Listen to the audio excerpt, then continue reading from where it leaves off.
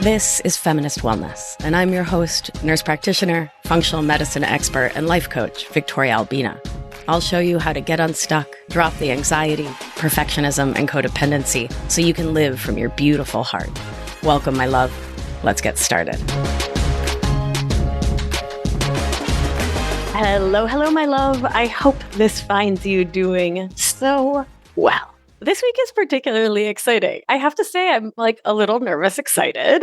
This week, I am introducing you all to my partner, Billie. It has been a really important thing for me over the years to share the stories of anchored alumni, right? To have them come on and in their own words talk about their growth, their transformation from codependent, perfectionist, and people-pleasing living to living interdependently, living the way they're living after participating in Anchored, after doing this beautiful work to come home to themselves. And I have been a relatively private person on this show and on social media. I don't post a ton about my private life, and there's reasons for that. We can talk about it, but I really want to share this part of my private life, which is my relationship. It is a really beautiful thing in my world to be with my Billie. I am the happiest I have ever been. And there's a lot in our story and in how we interact and relate every single day that is really the embodiment and the living of interdependence. And so I'm really excited to have Billie on and to introduce you all to her. We asked on Instagram for questions. So we're going to answer some questions and we're going to talk about our love and our relationship and communication. And I'm so excited. So hi, Billie. Hi, Envy. Hi, everyone. It's my pleasure to be here. I think it's super cringy when people introduce me. So I was hoping you could introduce yourself to the good people, the usual pronouns, land acknowledgement. Meow, meow. All meow, right. meow. Meow, meow. Meow, meow. All right. Well, I am Billie Albina. I took your name when we got married. I use she, her pronouns, and I am a librarian at Bard College, and I'm here on the Muncie Lenape land that we call the beautiful Hudson Valley. Indeed. Well, thank you. I'm so happy you're here. I'm so happy to be here. I've, long-time listener, first-time caller. You're such a dork. I'm literally professionally a dork. You really are a professional dork. It's so amazing. Mm-hmm. Yay. Billie has a book coming out, which is not why she's on the show. Because when my book comes out next year, I'm going to go on 1,000 podcasts to spread the word. But yours is a dork book for dorks, which is incredible. Yeah, I've co-edited a book with two other amazing editors coming out with American Library Association Press, and it's called Inclusive Cataloging, and it's all about DEI work and library cataloging and how we can remove stigma and oppression from these legacy systems that we inherited as librarians to make, our resources more accessible to our users. Yeah, it's 28 chapters and 67 contributors. I'm so in love with your brain. It's amazing. You're amazing and incredible. So I've never been this giggly on a feminist wellness conversation. I love talking to Danielle and Sarah and all the other folks who've been on the show, but there's a special giggle because I'm in love with you, which is different. So I posted on the Instagram and I said, hey, what questions do you have for us? Several of you just posted to say that we are cute. Erin Bree posted to say that we have matching teeth, which I think is one of the stranger things that anyone could say. And I love you for it, Erin Bree. And then we got some really beautiful, important questions. I do want to start with this. Hugs.trees wrote, you're the cutest. Can you please tell us your love story? How do you meet, et cetera, et cetera? And it's a pretty cute story. We have a good meet cute. We have a really good meet cute. Right? Yeah, we really do. Let's share. Want to? I love telling our story. Okay, great. Will you tell it? Thing. Oh my goodness. Okay, sure. I'll tell our story. Well, we met at IRL, which is just so incredible. That means in real life for people who are what is that? Yeah, I thought, I was kind of back on the market and I thought I would have to go on the apps and such. I wasn't quite ready yet. And I just was really focusing on myself. And I was, doing meditation and hiking. And I was going to this meditation group in the town that we live in. And in is this new person. In walks this new person into the meditation group. I'm there for myself. I'm not there to flirt with people. I'm there to meditate. Mm-hmm. So I'm focusing on myself, and the whole session ends and I get up to leave. This woman starts chasing me down the hallway and she I says, wasn't "Hey." chasing. I didn't have like chasing energy, but I did have like Okay. hey you energy. But Okay, go on. yeah. All right. So this beautiful woman comes with "Hey you" energy, comes skipping toward me and is like, "Hey, I'm so glad you got the fax I sent you last night." And I was like, "What?"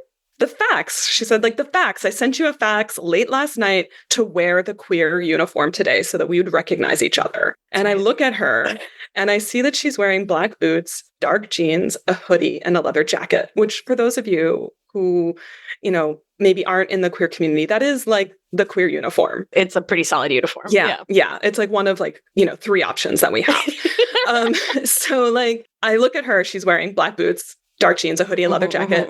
I am also wearing dark boots, dark jeans, a hoodie, and a leather jacket, except you're wearing the Butch version. Like we had our jeans cuffed the same, like they were the exact same dark jeans, but Butch and Femme cuffed the same way. Like the hoodie we had on both, it was like both of ours were black with like the zipper with the white behind it and the white string. Like every little detail was the same except Butch and Femme.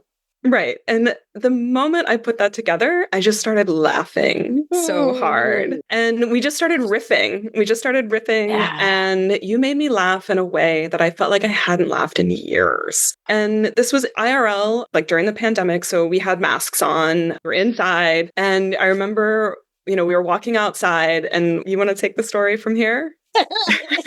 I mean, there was this moment, and your girl is a Leo, so I'm never shy about being vain. Like, I'm very upfront with it. And I just like had my fingers crossed, and I was like, God, I hope she's like cute under that mask. I just really hope that she's as cute under that mask as those gorgeous eyes and hilarious, witty brilliance. And thank goodness she was. Oh my goodness. And so were you. And so we just started talking and laughing. Like it was like instant. And I remember we exchanged phone numbers, and like I remember getting in my car and just like feeling electric. Like I literally just like, who is this amazing person? Who is this? What is this? What happened to me? And we started texting a little bit. I was super cute. And it was really important to me. Like I knew that I wanted to ask you out. Yeah. And it was really important for me to know what I wanted to do and to ask you out. And so I sent you a little text message. I was like, "Hey, I think you're cute. I think you're funny. And I think you're bold. And would you like to go out sometime?" To which you responded, "I would love it if you take me out for dinner." And I was like, "Ooh, we're going to go on a date." And so we went on a date, and the rest is history. Herstory. Oh, herstory. Right, that's right. Herstory. I'm sorry. My apologies. Oh, it's a pretty good meet cute. Yeah, it's pretty good. I mean, I think what it really elucidates is what, in so many ways, we were both looking for. Like, there's so much about the way we relate that's so magical and healing and incredible. And for me, one of the cornerstones is the energetic, right? The lightness, right? Yeah. Like, we go deep. We have really deep, serious philosophical conversations. Like we talk theory, but we laugh the whole time. Oh yeah, we giggle and the whole time. It's really wonderful. Yeah. And I think, if I may, that part of what facilitates that is that we've both spent so much time getting to know ourselves. Absolutely. That we can just be our fullest self and trust that the other can see us or not, and that's fine. Right? Yeah, absolutely. The work that we put in and the time on ourselves really allows us to show up in a way that is so beautiful and so present. It's what holds this together. It's really the glue that makes this work so well. All that work leading up to here. We talk a little bit about like, oh, I wish we had met when we were younger. Yeah. But, we didn't. Yeah. And in some ways, I don't know if I would have been ready for this. Yeah. I know I wouldn't have been like a decade ago or 20 years ago. I had a lot of growing to do and a lot of thawing of that functional freeze. I had a lot of cushions to sit on, Yeah. Billie is a Tibetan Buddhist. Yes, that's right. For those who don't know that. So that's what she means by a lot of cushions to sit on. She's not like a Victorian painting house or something. I've got a touch of the vapors. No, she means meditation cushions. Yeah. Right. Yeah. We need to get to know ourselves. Yeah. at least for me, to know what I wanted and what I didn't want, and how to take action to change the causes and conditions of my suffering so that I could move into a place that was best supportive of me and also allowed me to be my true authentic self. That's so beautiful, Bells. Aw, I love thank it. you. Thank you. One of the things that was readily apparent when we first got together, and for me is actually really important. We were talking about it this morning. There's that saying that for a relationship to thrive, what matters is that you have the same values, not necessarily the same interests, right? And you and I have both the same values and a lot of the same interests. And I love that about our relationship. I love that we share the same values, and that's sort of the foundation that we build on. But then we also have like many, many of the same interests. And that's what allows us to move in the world and sort of celebrate, our relationship and really explore things together as a couple. And I don't see it as holding me back in any way or keeping me from doing things that I want to do. We just share such amazing interests. I want to live in partnership with somebody where I can explore our interests together and grow together. And that's what I'm interested in. That might work for other people, but I want to be able to be in partnership in that interdependence with a partner that supports my interests and we grow together. It's a beautiful thing, Billie. It really is. I still can't believe I met you. I know, me too. Like every day. I pinch you. I'm like, wait, are you real? Are you real? We pinch each other a lot. There's a lot of, it's very sweet. Yeah. So my angel, there's a lot of really, really great questions here. And folks, let us know if you enjoy this episode. Send a DM, drop us an email. If you want us to keep doing these, I'm available, Bill. Yeah, I'm available. You're not busy. No. The books can organize themselves. It's okay. Oh, snap. All right. So here's a beautiful question that I really love. We can kind of combine these. So Snow P asks, how do you communicate when you're upset with each other? I would feel the urge to run usually, which I think we're both nodding our heads, Angel. Yeah, I feel that. Yeah. And so then I think we can combine that with this question from Lily, communication and conflict resolution. Neither my husband nor I had a good example of this. And then sort of following up. So we're going to combine 3 questions because I think we're going to go to the same places. Meg asks, what are the fair fight rules that you established between you two? How did you do it? And then, how do you sort of keep that going? Like when you need to? What do you think? Let's combine all of that. Let's combine all of that and just how do we deal with conflict? And like, what were our role models for conflict? Like, we're both like, nothing good. Yeah, well, that's exactly it. Right.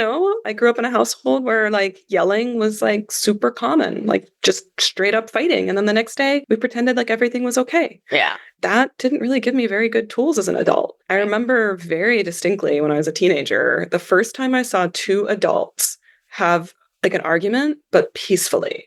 I was like in the backseat with my best friend in high school and she had like hippie parents. And I remember like the dad was driving and the mom was in the passenger seat and they were fighting about something. I don't even remember what, but you could feel the tension rising in the car. And the dad calmly like pulled the car over and they just like sat and looked at each other and they were using like I statements and they made a compromise and they kissed and they like went back on the road. And it like blew my little 16-year-old mind. I was just like, what? Adults can actually like resolve conflict without screaming at each other and like saying terrible things to each other. It's like, that's what I wanted. That's what I wanted for so long, but I didn't know how to get there. I didn't know how to get there. And yeah. And I come from everything's fine here, right? So I didn't really hear like screaming fights going on growing up, but I knew when my parents were fighting because I was the oldest immigrant daughter. So I would put my sister far away. There wasn't violence, but I would put her far away emotionally and energetically, like get in the bunk bed with your babies and close the door. And I'd sit at the top of the stairs. It felt like I needed to know what was going on at 6 and 8 and 10 and 12, right? The way kids do. And and similarly, like there was no conflict resolution. There's no repair. Oh my God. There's no repair. There still isn't, right? Well, yeah, right. There's still no repair in my family. There's no apologizing. There's no I effed up. Like I'm only making the repair for myself now, Right. Right. Absolutely. Yeah, exactly. So that's where we both come from. And I will share that in previous relationships, I've replicated that. Same. Right? Yeah, same. Yeah. It's called I would like, reenactment. Yeah, I was going to nerd for a second. No, nerd out. I love your nerding. Get it, girl. Get it. Yeah, so it's called reenactment in the nervous system, which is where our nervous system, in short, it repeats the experiences it's had in the past in the hopes that this time, it'll turn out differently. And it doesn't until we do the work to make it change, right? But that's what nervous systems do. So Right, it's all we know. It's all we know. Yeah. Yeah. And so I for sure was in relationships where any conflict meant that I was going to get gaslighted. I don't know what the proper... I'm not sure. Gaslit. Gaslighted? Gaslighted? Anyway, I was going to be made to feel completely bonkers for telling someone that I needed things to be different. You know, I was scapegoated a lot growing up. It was a really cozy place for my nervous system. I was like, oh, okay, yeah, I know this particular version of hell. Like, all right, here we are, you know? Yeah, where I would bottle up, and I would build up this resentment. And I was like a shaken up, either like a volcano or like a shaken up pop bottle, soda bottle, you know, where like one little thing and I would just blow up. And, you know, that's all I knew. And I would have these like rage cycles that were like just so not me. So not you. Yeah. But also understandable, right? Yeah. Like you can only have so much sympathetic activation stored in your tissues and hidden away within your posture, within your body, before your nervous system is going to demand a release of that energy. Yeah. I mean, it makes pretty simple science to me. The problem then, of course, is that you become the bad guy. Right. Exactly. Very quickly. Yeah. It's so funny to think of you raging, you know, like, it's just not who I know you to be, right? And I understand we contain multitudes and that we grow and change and we can have habits that we then rewire, but you're just such a tenderoni. I think we've had, like, for lack of a better word, like one moment of conflict where I started to raise my voice and you very quickly were like, please don't use that tone with me. And I like felt it. Yep. And I recognized right away what I was doing and I felt the sensations in my body and I just started crying. I just melted because that's not how I want to talk to you. Then we reconnected and we were able to talk it out. We'll get to these details later in our good fight rules. Yeah. Should we dive into that? Our fair fighting rules? Okay. Yeah, sure. So, oh, wait, that's actually a good one. I don't say sure anymore. Oh, let's talk about that because that was like a shift really early on and it was really powerful for me. Right. Yeah. Yeah. I mean, so a lot of my journey has been like reclaiming my discernment and understanding my yes and my no and my boundaries. Because a lot of in the past, I would really go along with things and I would just say, sure. And, you know, it was really just to people please and to try and smooth things over, be the peacemaker. But in my heart, I would start to build up that resentment because maybe I didn't really want to do it. And maybe I really didn't like what was happening, but I would just say, sure. And when we first started dating, I caught myself not saying sure because I didn't want to do something or anything. It was just out of habit, honestly. And I quickly caught it and I was like, you know what? I don't want to say sure with you. I want to either say yes or no. And it's been really transformative for me just to very clearly like, yes, I want a cookie. No, I don't want a burger. You know? Right. She always wants a burger, everybody. It's true. Yes, I do always really want the burger. She married an Argentine. Smart woman. Yeah, I love that shift. You know, one of the things I say in Anchored is that sure is not consent. And I say to people in coaching when I'm like, do you want to move from cognitive to somatics around that and do some somatic experiencing? If someone says sure, I'm like, nope. I shan't proceed based on sure. I'm going to need a yes or no. So it's been really powerful that you've shifted that. And I can see it in your posture, right? In the way you hold yourself. Yeah, it's been, like I said, transformative and really insightful as well. Okay, so should we share our rules? Okay, yeah, and let's share our rules. Guidelines. I mean, some of them are rules. Well, whatever. We don't need to get that semantically obsessive, do we? I mean, we have our pinky swears. We do have our pinky swears. Those are real important. And then we have like ground rules, I'd say, that we've talked about out of our experience and previous relationships and just how we want to show up for each other in our relationship. Yeah. One of the things I talk about so much when I talk about somatics, everybody wants like, okay, but what's the like practice? What's the movement? What's the thing I do when I'm really freaked out, when this happens? And I can give you that. But what I think is so much more important is the work we do before the moment of anxiety, before the moment of stress, right? Yeah. And so our fair fighting starts every morning when we wake up. That's right. Right? Yeah. Every morning when we take a walk, I make space to sit in meditation, do some stretching, making sure we exercise regularly, just taking care of myself so I can show up for you. I love it when you support me to like go do my CrossFit and, or go do my yoga. And, because when I take care of myself, I'm taking care of our relationship. For sure. And I think, in the interpersonal energetic, we talk a lot about how we promise one another to always assume best intentions. Yes. Yes. Right? Always assume best intentions. And through the flip of that is to always assume, this isn't the language we've used, but tell me how this feels, silly gooseness. Oh, yes. Silly gooseness. Absolutely. Right? Yep. It's actually like a really important relationship tool. So if I'm like, all right, Bill, I'm going to pick up XYZ today while I'm running errands, I promise I'm going to do it. And I don't, what I'm likely to hear from you is, you silly goose. Silly goose. What was going on? Right. Like team, like we're real. Like, oh man, girl, I was really expecting you to do that. I'm disappointed, maybe a little angry, but you silly goose. Yeah, exactly. Right. Yeah. And so what that does is it diffuses it. It makes it not so serious and not so heavy. For me, when I was so deep in codependent relating, everything felt really heavy because everything my partner did or didn't do was directly related to my worth and value. Right. It was some moratorium on whether I was worthy as an animal, if lunch was gotten, or if, you know what I mean? Whatever. I no longer put all that weight on anyone else's shoulders. Right. Because I can't hold that. Only you can hold that. Right. So, the silly gooseness allows us to have the lightness, but also, communicate the, for lack of a better word, like the disappointment or the anger, but without the aggression. Ooh. Yeah. Yeah. It takes the sting out of it a bit. Right. Yeah. And maybe it takes the personal attack out of it a bit too, right? Yeah, it does. Yeah, absolutely. Yeah. Which allows so much more space for responsibility when you're not feeling attacked. Right. The other thing we talk about a lot is offering emotional generosity, which I think fits within that same, assuming best intentions, giving each other grace and giving ourselves the grace too. And then we remind ourselves and one another pretty constantly of our positive mutual regard. Oh my gosh, yeah.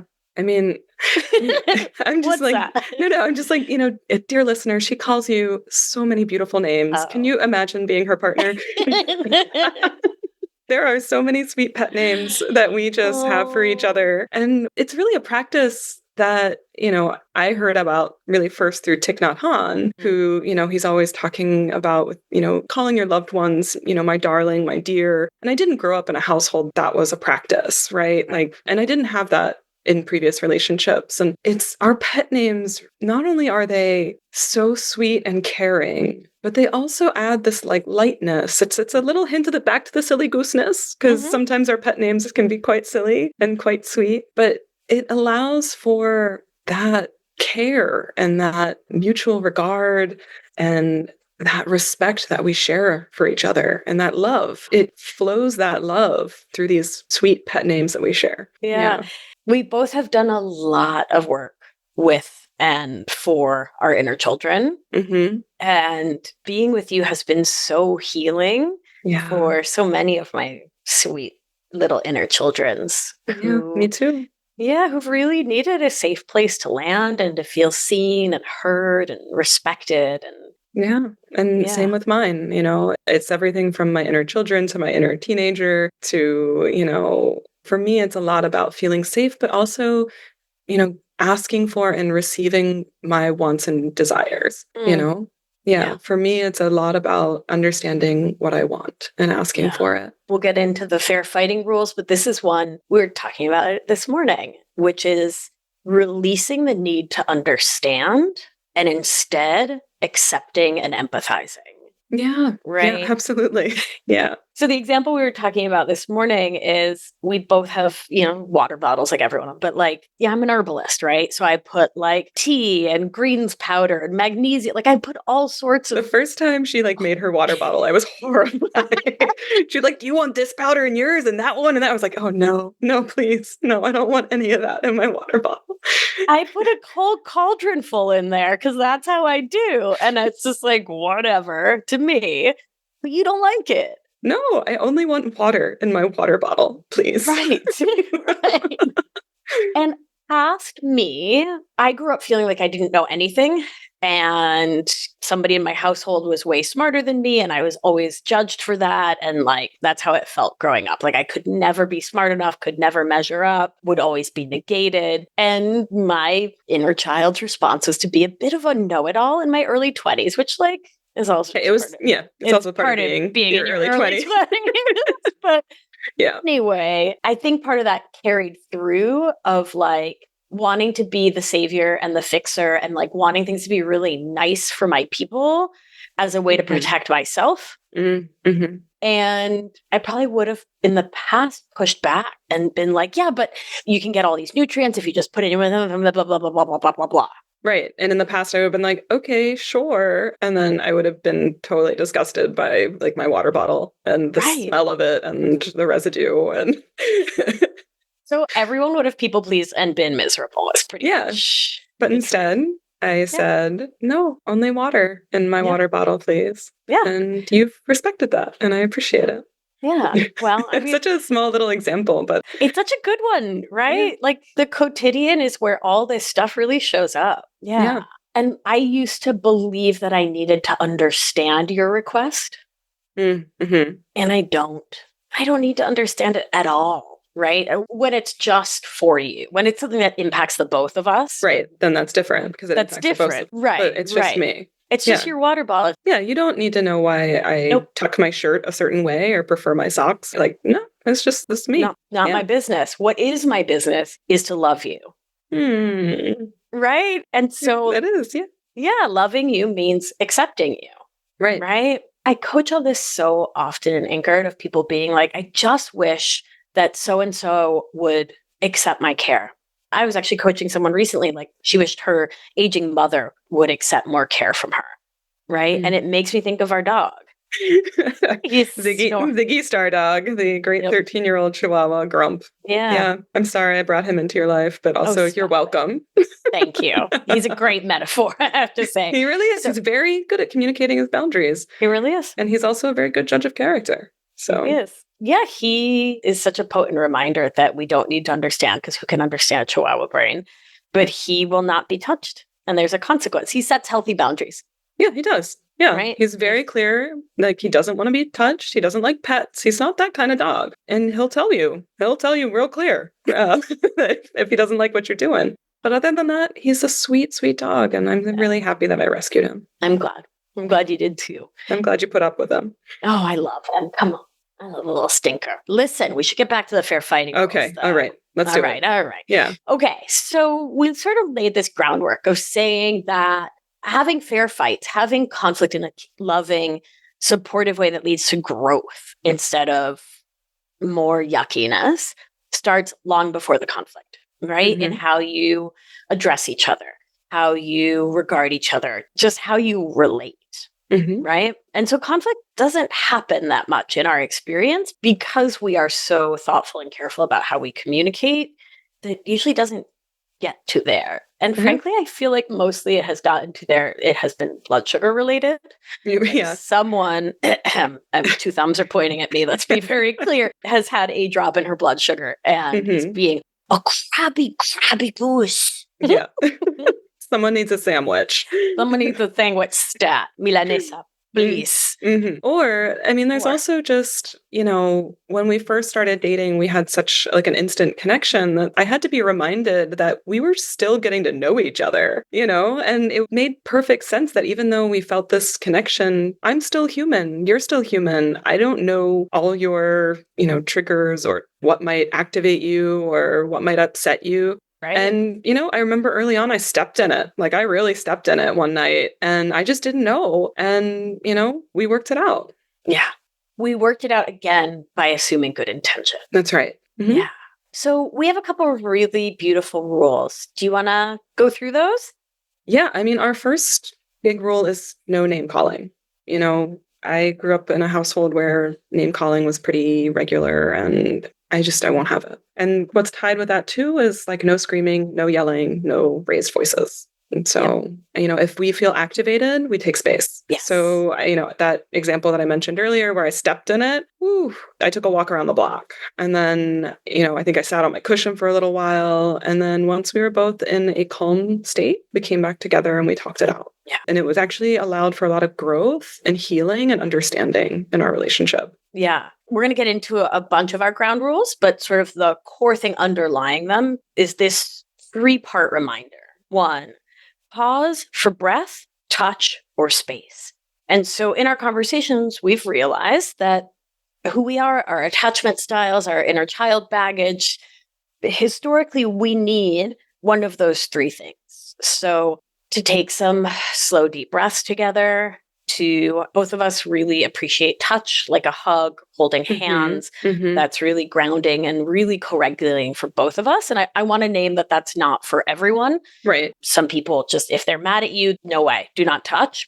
Like Ziggy, right? Yeah, and no touch. honestly, we honor and respect that. But for us, breath, touch, or like you were just saying, space. Mm-hmm. And the goal of that is to come back into presence and to ground all nervous systems. So we have a very strict rule that everyone's regulated or there's no conversation, which doesn't mean you can't have some sympathetic flavor, right? Like that's normal and natural. You're having like a heated conversation, but you can't have flipped your lid. Right. Right. Exactly. Dr. Siegel's words. Yeah. Right. So we're minding our tone, we're using those pet names, we're connecting to calm our nervous systems down. And then the 3rd is reaffirm love. Mm-hmm. Right. And so constantly saying, I love you. And I don't like the way you said that. I love you. And that is really not working for me. I love you. And so it's not I love you, but it's I love you. And that's been so powerful for me. Oh my gosh. Yeah. To have those connected. I love you. And here's a problem. Let's solve it. Mm-hmm. Check out the hook while my DJ revolves it. I can't. This constant jukebox in my head I love your jukebox. Never stops. Shakira. It's just, it's part of the ADHD magical wonderland that is my brain. So keeping me on my toes. Keeping me on my toes. You know what? Someone's got to, Bills. It's all right. The books aren't doing it. So listen. All right. So should we go through some of our ground rules? Yeah. Let's do it. So the first is around timing, right? And I already said all nervous systems have to be regulated. Big emotions are always welcome. Explosions, attacks, meanness, never allowed in our household. Mm-hmm.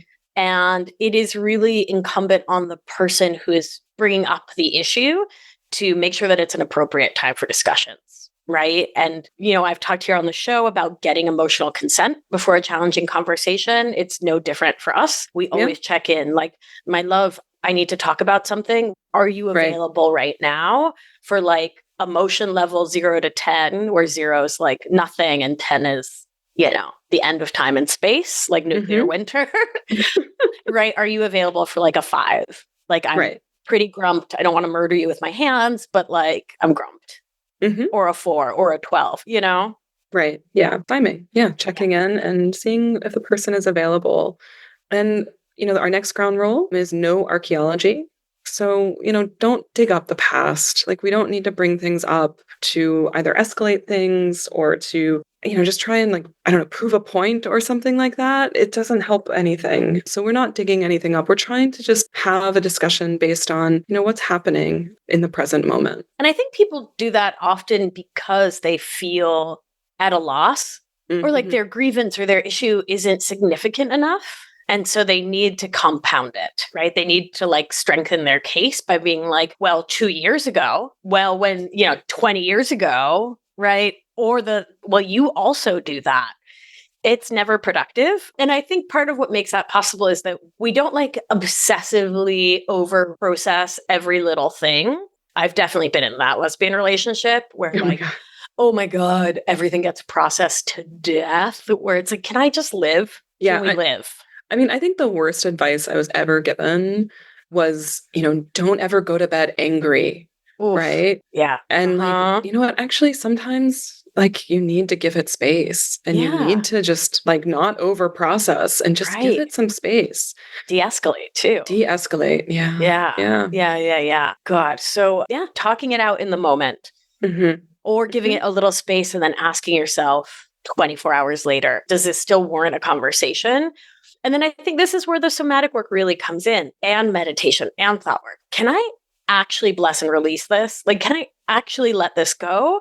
And if the answer is not yes, then let's talk it out, right? It's Yeah. so much better to talk it out when it's fresh and it's small and it's little. And we can meet each other with like, oh, geez, I hurt your feelings. I would sincerely like to apologize for that, instead of Yeah. letting it fester. But I mean, like when you let it fester, that's when the resentment builds and that's when you Right. explode. And that's when you dig up the past and you hurl it as, a defense mechanism, and it's not productive. And so to that end, we promise to always use I statements and make it about like, I feel, we both have training in NVC and nonviolent communication. So we bring that to the table of I feel when you, which like, I know that doesn't jive with the thought work thing, but I think there's a place for all tools in our toolbox. And this is really helpful for me to stay on my side of the street instead of being accusatory. Because again, a silly goose is just silly goosing. And so to say like, that's never what I want to do, right? No, and it doesn't help the situation. No. So using those I statements, it keeps the focus on yourself, what happened affected you and what you need differently from the person. Right. So, yeah. Yeah. Yeah. And I think in there, what you need differently from the person. So it's not saying you did something wrong. It's saying, I feel ouchy. Mm-hmm. Yeah. And so for me, that takes out so much even space for possible defensiveness because I'm not being attacked, right? It's not about me doing anything wrong. It's about you saying, this doesn't work for me, right? And because I love you and I accept that there's only water in your water bottle, right? And you accept that like any raise in volume and my nervous system is going to shut down, right? We can meet each other with love and acceptance, right? Yeah. Right. Well, and to build off those I statements, you really need to listen to the other person say those I statements. So we really practice active listening. So truly like listening to that person. We often will do mirroring. So, I heard you say, and I'll repeat, what I heard MV say. And, we don't get hyper fixed on exactly saying what was said. In past relationships, I've been in situations where I was expected to say like exactly what was said. And I actually would like lose the thought of what it actually was because I was trying to remember it so hard. And in some ways, it just became this controlling mechanism that sort of, it didn't work. So what we're trying to do with our active listening is just understand, like reflect back and understand the meaning of what the person said. It doesn't have to be the exact thing, just understanding the meaning of what was said. Right. We have a lot of interesting overlaps in our history, which is fascinating. The universe brought us together for a reason. Yeah, that's true. It's true. It is actually interesting. Like, I feel like our exes were very similar in a lot of really painful ways. And I think it's because we are both givers who are with takers. And for all my givers out there, find yourself a giver. I highly recommend it. Yeah, the nurse librarian combo is pretty choice. It's amazing. Yep, it is amazing. Yeah. Just fulfilling all the lesbian stereotypes here. Every single one. And she also does flannel Fridays, in case you're wondering. That's right. It's so great in a flannel. And she drives a Subaru. Let's just be very clear. And I wear Birkenstocks. I mean, I'm the full stereotypical, like, butch lesbian. I'm right here for it. I'm here for it. I'm forever here for it. I mean, I wore my finest flannel on our first date. So you really did. Y'all, it was deep pandemic, right? So I didn't have like clothes because like I hadn't like left the house in a hot minute. And so I I'm really lucky. One of my best friends is Judith Gatton, who's an incredible stylist. Amy Fox, who's also an incredible stylist, a dear friend. I tortured those poor women. Does this dress go with these heels? I ordered like 1,000 dresses. I returned like 99.9% of them, but I was so excited to go on a date. Oh my gosh. And she showed up in like a beautiful dress, like beautiful, beautiful dress. Oh my goodness. Beautiful heels, makeup on point. Like, oh, like all your jewelry, all your earrings. Woo. I melted. I completely melted off that chair. And I was wearing my finest flannel. Finest flannel, y'all. Finest flannel. True. Yep. It's true. It's true. It was a nice buffalo plaid. Listen, it's a beautiful. It's upstate New York. I mean, for fuck's sake. For goodness sake, right? That's right. Anyway, so active listening. Active listening. So I heard you say. I heard you say that was a great flannel. Am I hearing you right? Yes, you heard me correctly. Okay, great. And I will say that active mirroring, when your nervous systems are coming back into co-regulation, is also a potentially beautiful time for silly gooseness. It's true. Yeah. Because I heard you say that you smell a pirate fart. Do you know what I mean? Like you can make silly goose jokes. Right. When your nervous system are aligned, which is ground rule number 5, that it is each of our jobs to regulate our own nervous system. Amen. And in this family, we do not believe in codependent or independent frameworks for living, right? We aim for interdependence, which means that we're here for mutuality and reciprocity, which Bill calls mutuosity. Mutuosity, which is one of the top 274 cutest things I've ever heard any animal say. She said all of them. And that means that whomever is more able to regulate themselves in a given moment is lovingly asked to support the other one to co-regulate as they are able. And this reminds us that we are a team, not adversaries, and that depending on what we're talking about and what's going on and when we've eaten and who slept how, right? Like, are you tired? Are you ovulating? Are you hungry? Did your mom just text, right? Like whatever. Right. One of us may have more regulatory capacity than the other. Yeah. Right. And so neither one of us is saying it is your job to regulate me. Absolutely not. But what we're saying is, can you help a gal out here? Right. Yeah. Right. Like I'm floundering. Do you need a hug? Do you need a cup of tea? Do you need a sandwich? Yes. The answer is yes. Yes. I need all of those things. For me, generally touch first. Yeah. While you put the kettle on and get the, salami out of the fridge. But yeah. And we do that for each other in really sweet ways. Right? Yeah, absolutely. Yeah. Yeah. Rule number 6, never use absolute language. Never, ever. Yeah, never, ever. Never, ever Not use once. Don't you dare use absolute language. Yeah, we don't like to use absolutes because it's not necessary, right? It doesn't allow for fluidity and grace and understanding. It can feel accusatory and is often inaccurate. It's also just not kind or loving. We are very clear when we state our boundaries. And that has been a growth point. We've been talking about that, this whole hour for both of us in the past. Let me come back to speaking just for me. I didn't know what boundaries were. Me too. I was so bad at it.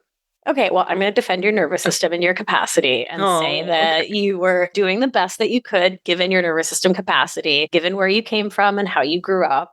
Right. Thank you, dear. Thank you. Your window of tolerance. You're right. That's true. No, that's true. That's true. Yeah. And I appreciate that perspective. Thank you. So yeah, I wasn't very skilled at boundaries years ago, but it's a tool that I've had to really work on because the better boundaries I have, the more that you can respect my no, right?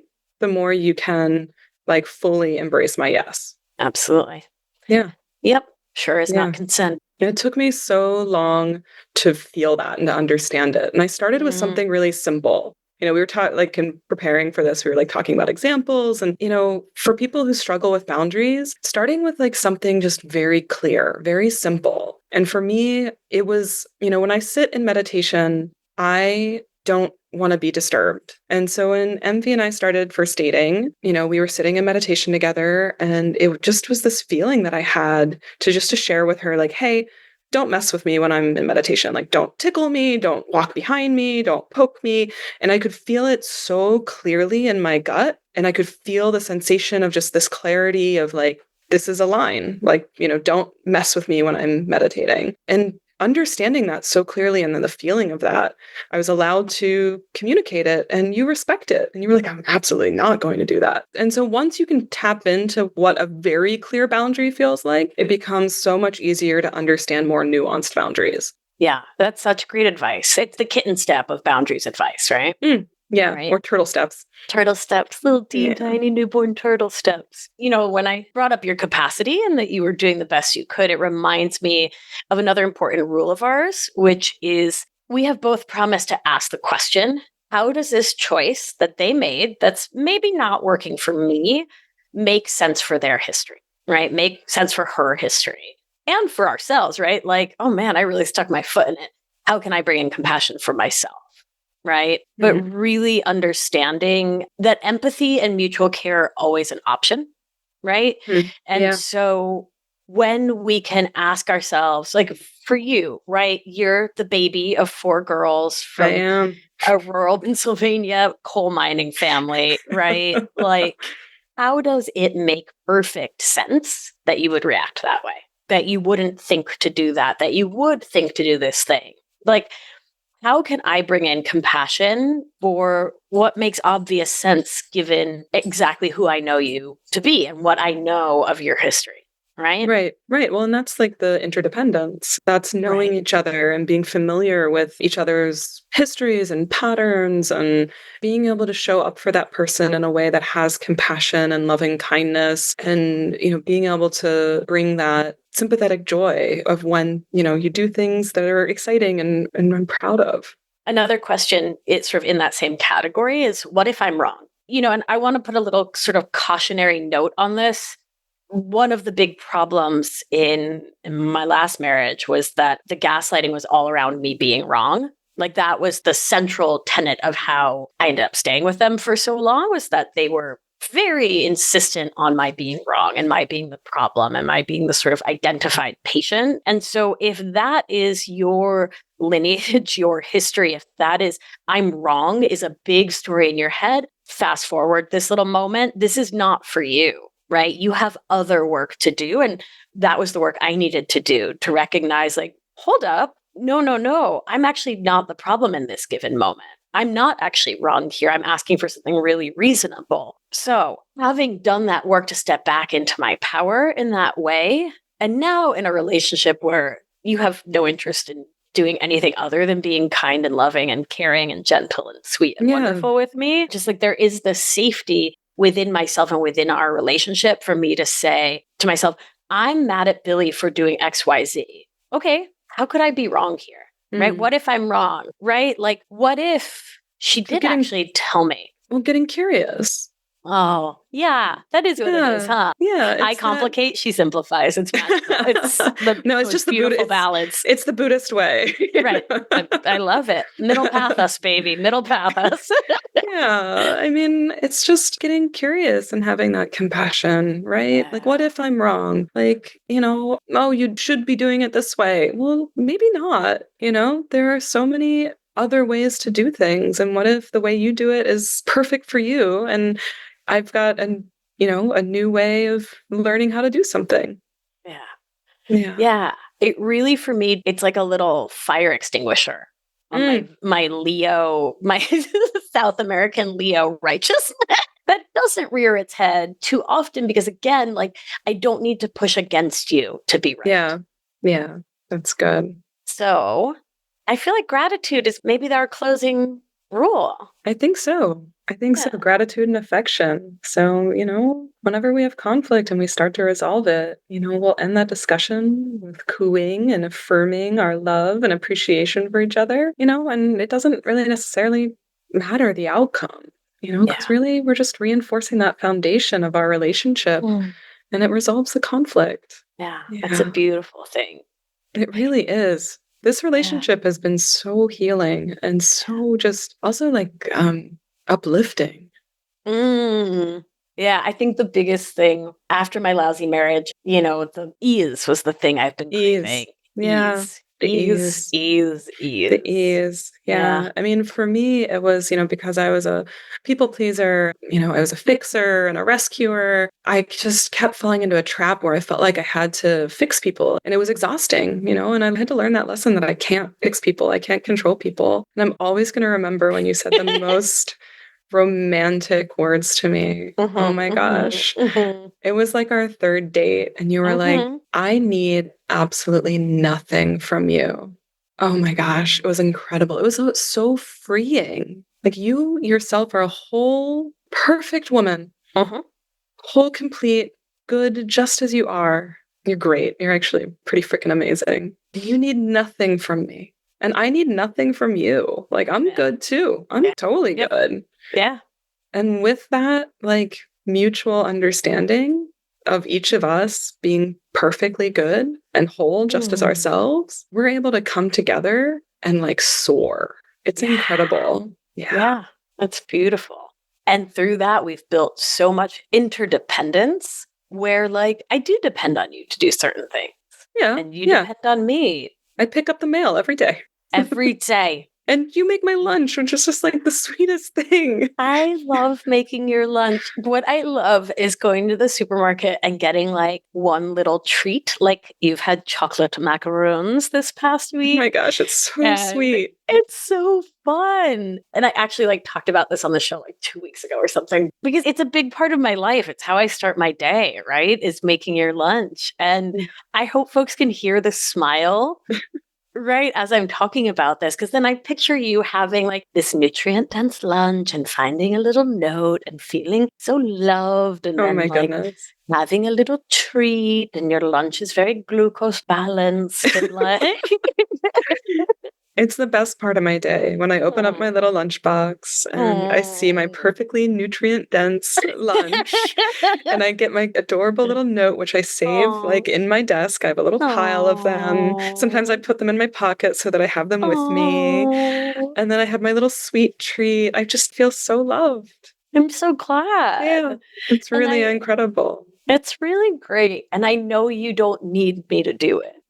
No, I can like, go to the cafeteria, Just fine. Right. Or you make yourself a lunch to go and like, I know you're fine. But, yeah. And I think that's for me the beauty of knowing that we are both, like you said, whole grown ass women who can take care of ourselves. It then makes it so joyful because it's not this like pulling, grasping would be the Buddhist word. There's not like a grasping neediness on me. The attachment is not there. Right. In the attachment in the Buddhist sense, folks. Yeah. Not in the, sorry. No, it's perfect. We'll just clarify. We talk a lot about how, like, this is the first time I've had secure attachment in a dating, romantic, anything. And it's really from that secure attachment that I know that it feels really good to make your lunch and not like I'm trying to make you feel anything or make myself indispensable to you so you won't abandon me and I won't die cold and alone on a mountaintop. Like, it's really just pure giving. Yeah. It's giving. Giving. Uh-huh. I love that. That lands really nicely. That's I'm good. so glad. You sweet pea. Is there anything else? We're coming up on the hour mark. I know. I feel like we should definitely do this again. This was a lot of fun. It's so fun. And it feels really nice to flex these muscles, like, I'm a trained meditation teacher and, I give talks and, but this is a nice muscle to have these conversations about relationships and, psychology and, all the things we're passionate about. Yeah, absolutely. And Billie's going to be coming to Anchored and doing meditation classes and leading group meditations in Anchored, which is Monday morning meditations. Yeah, it's going to be really exciting and really fun. I'm really excited. Thank you. I'm excited. Again. I'm excited for the opportunity. What a blast. Well, my love, anything else on your mind that you want to make sure that the people know about? I just want to thank you. Oh. Yeah. Thank you for having me on and for having this conversation. Like, it's not often that you get to do this in a relationship where you like talk about the relationship like to an audience, right? Like, this is pretty special. It really gave me an opportunity to reflect on our relationship and just to have so much gratitude and just feel really thankful that I have you in my life. Well, likewise, baby. So grateful. Thank you. Thank you.